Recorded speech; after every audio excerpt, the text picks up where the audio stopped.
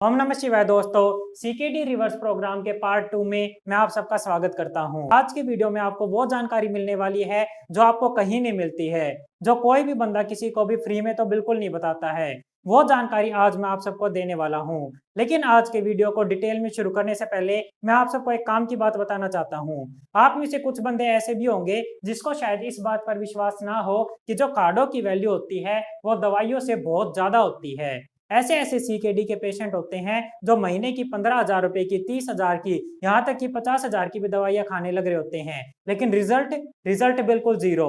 अगर आपको मेरी बात पर यकीन नहीं है तो मैं आपको एक छोटा सा टास्क देता हूँ। आप किसी भी डायलिसिस सेंटर में जाइए, वहां पर जाकर के जो पेशेंट डायलिसिस करवाने लग रहे हैं उनसे बात कीजिए, उनसे पूछिए आपने अपनी किडनी को ठीक करने के लिए कहाँ कहाँ से दवाइयाँ ली, कौन कौन सी दवाइयाँ ली, कितने रुपए की दवाइयाँ ली। जब आप किसी भी सीकेडी पेशेंट से ये सवाल पूछोगे तब जाकर के आपकी आंखें खुली की खुली रह जाएंगी। तब आपको पता चलेगा कि अंकित सर ठीक कहने लग रहे हैं। वे पेशेंट आपको बताएंगे किसी ने एक हफ्ते की 5,000 की दवाई ली, किसी ने महीने की 15,000 की दवाई ली, किसी ने महीने की 50,000 की दवाई ली, लेकिन आखिर में क्या रिजल्ट हुआ? आखिर में उनको डायलिसिस पे जाना पड़ा। यानी कि उन दवाइयों से क्या रिजल्ट निकला? Total zero.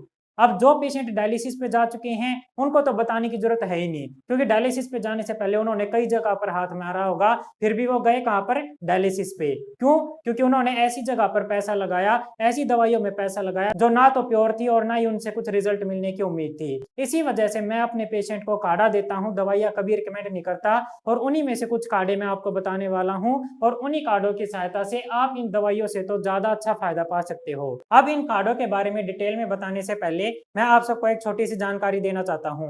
वैसे तो ये सभी काढ़े हर प्रकार से बिल्कुल सेफ हैं, इनका कोई भी साइड इफेक्ट नहीं है। फिर भी ये कहना जरूरी होता है कि इन कार्डों को अपने नेफ्रोलॉजिस्ट या प्रोफेशनल की ऑब्जर्वेशन में ही लीजिएगा। अब मैं आपको बताता हूँ कि ये जड़ी बूटियां कौन सी हैं जिनके आपको कार्डे बना करके लेने हैं, ये क्या काम करेंगी और किस प्रकार से आप इनके कार्डे बना करके ले सकते हो। सबसे पहले नंबर पर आता है हार श्रृंगार और पारिजात का पत्ता।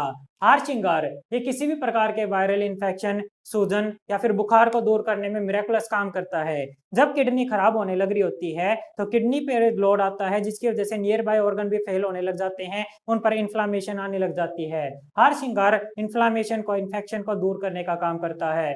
दूसरे नंबर पर पत्ता आता है धनिये का। धनिये के अंदर डाययूरेटिक्स प्रॉपर्टी होती है। किडनी खराब होने की वजह से पेशेंट के शरीर के अंदर में पानी जमा होने लग जाता है।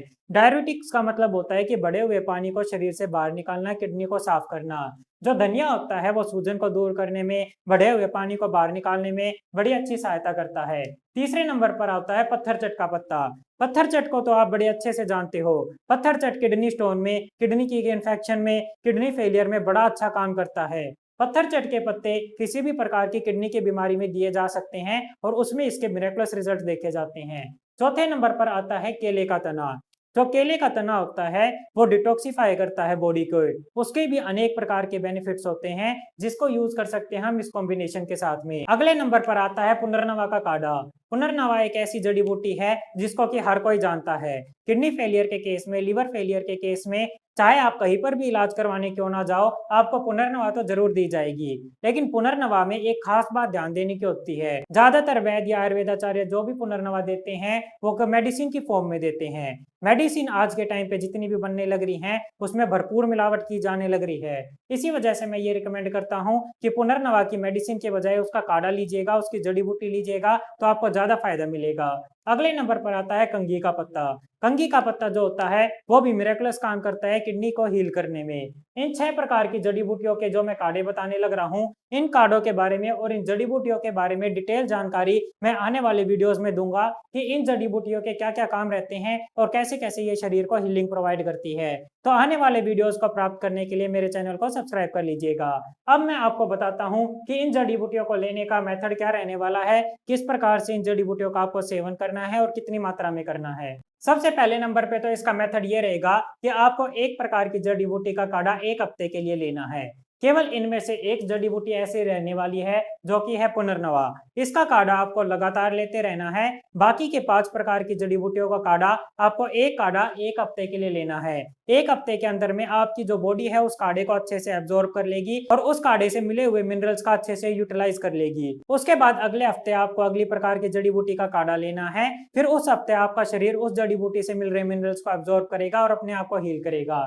जैसे कि पहले हफ्ते आप हारसिंगार के पत्तों का काढ़ा लोगे, अगले हफ्ते आप धनिये के पत्ते का काढ़ा लोगे, उससे अगले हफ्ते आप पत्थरचट के पत्ते का काढ़ा लोगे, उससे अगले हफ्ते आप केले के तने का काढ़ा लोगे, उससे अगले हफ्ते आप कंघी के पत्ते का काढ़ा लोगे। फिर जब 5 हफ्ते आपको लगातार ये काढ़ा लेते हुए हो जाएंगे तो उसके बाद आप इसी सीक्वेंस को रिपीट कर दोगे। इसके साथ में ये पुनर्नवा का जो काढ़ा है वो आपका लगातार 5 के 5 हफ्ता चलता रहेगा और तब तक चलेगा जब तक आपकी सीकेडी रिवर्स नहीं हो जाती, जब तक आप डेंजर सिचुएशन से बाहर नहीं आ जाते हो। अब इसके बाद अगले नंबर पे मैं आपको बताता हूँ कि ये काढ़े आपको लेने किस प्रकार से हैं। ये काढ़े आपको उबाल करके लेने हैं। उबालना किस प्रकार से है, आप 3 से 5 पत्ते हारसिंगार के एक बार में ले लीजिएगा। अगर बड़े पत्ते हैं तो आप 3 ले सकते हो, छोटे पत्ते हैं तो आप 5 ले सकते हो और उनको 200 ml पानी में डाल करके उबालिएगा। पहले पानी को अच्छे से उबलने के लिए रख देना है। जब पानी उबल जाएगा तब उसमें पत्ते डालने हैं। पत्ते डालने के बाद 3 मिनट के लिए उन पत्तों को लगातार उबलने दीजिएगा। उसके बाद गैस को बंद करके ढक के रख दीजिएगा। 3 मिनट तक उस मिक्सचर में उन पत्तों को ढके रहने दीजिएगा। उसके बाद आप उसको हटा करके उस पानी को छान करके उस काढ़े को सिप सिप करके पी सकते हो।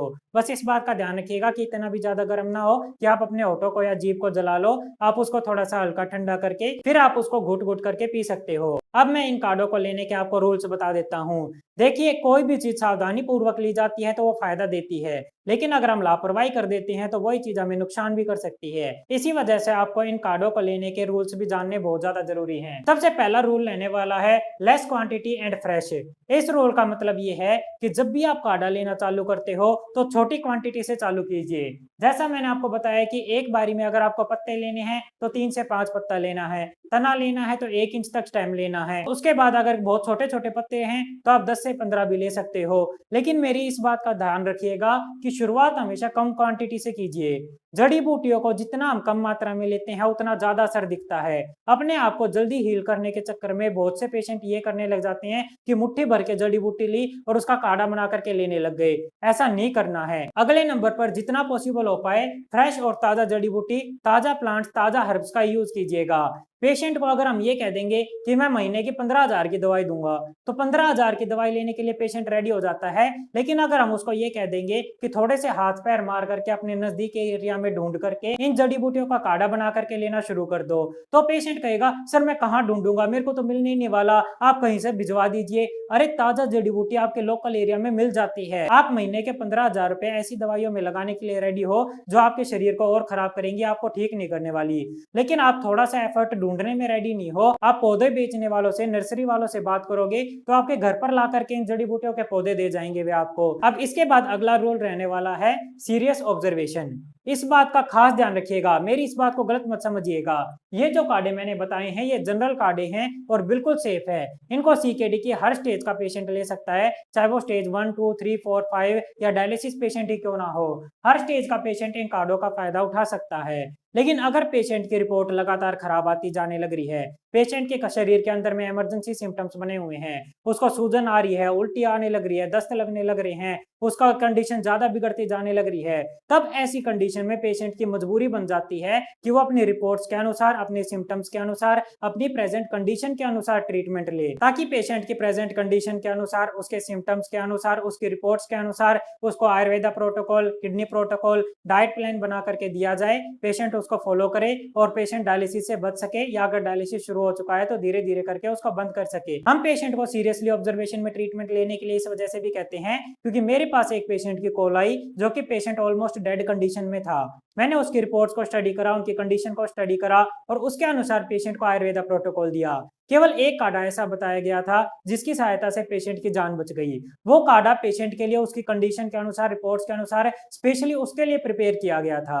तो जब पेशेंट की कंडीशन सीरियस होती है या फिर पेशेंट की रिपोर्ट्स लगातार खराब आने लग रही होती है तो उस टाइम नीड बन जाती है कि पेशेंट के पर्टिकुलर उस कंडीशन के हिसाब से उसको काढ़ा दिया जाए ताकि उसकी जान बचाई जा सके। तो अगर आपकी कंडीशन ज्यादा खराब होती है तो उस केस में आपको सीरियसली ऑब्जर्वेशन में ही ट्रीटमेंट लेना चाहिए, नहीं तो आप जनरली बताए गए इन काढ़ों को भी फॉलो कर सकते हो। अगला और जो सबसे इंपॉर्टेंट रूल रहने वाला है वो होगा लर्न एंड अप्लाई।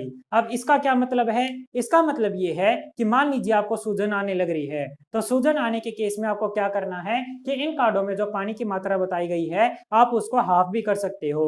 यानी कि अगर आपको 200 ml पानी में काढ़ा बनाने को बताया गया है और आपको सूजन आती है तो उस केस में आप 200 ml की जगह पर 100 ml पानी में भी काढ़ा काढ़ा बना सकते हो। एक बात का और ध्यान रखिएगा कि आपको जो पुनर्नवा वाला काढ़ा लेना है वो डेली सुबह सुबह खाली पेट लेना है। इसके 1 घंटे के बाद में आप दूसरा कोई भी काढ़ा ले सकते हो और वो काढ़ा लेने के 1 घंटे बाद तक आपको कुछ नहीं खाना है और ना ही कुछ पीना है। अगला और जो चौथा सबसे ज्यादा इंपॉर्टेंट रूल रहने वाला है कि ये जो काढ़े हैं ये भले ही जनरल काढ़े क्यों ना हो, लेकिन ये 1000 टाइम्स बेटर है किसी भी प्रकार की मेडिसिन के। अगर आप महीने के 15,000 रुपए दवाइयों में नहीं लगाना चाहते हो, आप अपने पैसे बचाना चाहते हो, तो मैं आपको ये सजेस्ट करूंगा कि किसी भी प्रकार का पैसा दवाइयों में लगाने से पहले इन कार्डों को जरूर ट्राई कीजिएगा। इसके बाद लास्ट और सबसे इंपॉर्टेंट रूल रहने वाला है कि बेस्ट रिजल्ट पाने के लिए सबसे अच्छा यही रहता है कि आप खुद से अपना ट्रीटमेंट हैंडल ना करें या खुद से कोई भी चीज लर्न करके उसको अपने ऊपर अप्लाई ना करें। अगर आप खुद से चीजों को लर्न करके अप्लाई करते हो तो आपके लिए सबसे ज्यादा जरूरी होता है ऑब्जर्वेशन स्किल का होना।